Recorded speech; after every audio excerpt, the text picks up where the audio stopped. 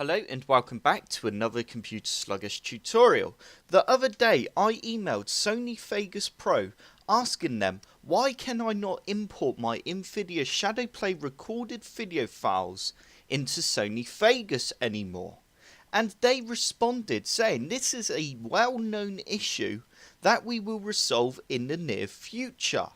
Well, that's not good enough. I need this problem fixed now.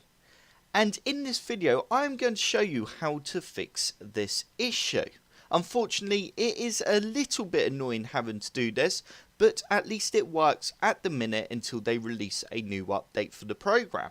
To start off with, all you need to do is head on over to the link that's in the description below, and you need to download a program called Handbrake. What Handbrake lets us do is convert our video files. Once you have finished downloading the program and installed it, you will end up with a window that looks like this. This is what Handbrake looks like. This is what we are going to be using.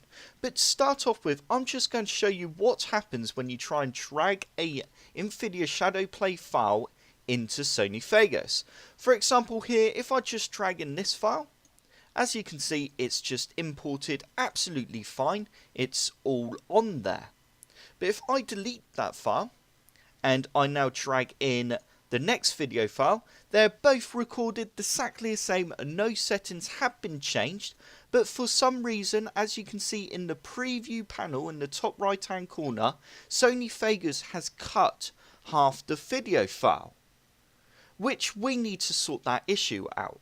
So if you go back to your Handbrake program, you need to select your file by going to Open Source and then selecting File. You can also do a batch folder, which means you can select lots of video files and just do it in one hit, which means you don't have to keep selecting each video file all the time. There's the video file I need to convert. I'm now going to press Open on that video file. And once it's finished, I'm going to have the destination go to the same folder, but I'm actually going to just name it as test. You want to make sure you got under general presets on the right hand side, selected on fast, 1080p, and once you're happy with all that, you can now press start.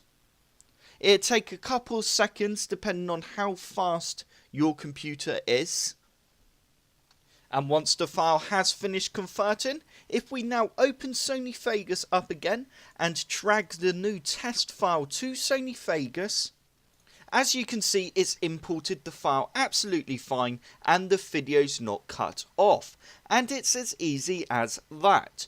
I hope this tutorial's helped. If it has, hit the like button below and subscribe for more computer sluggish tutorials.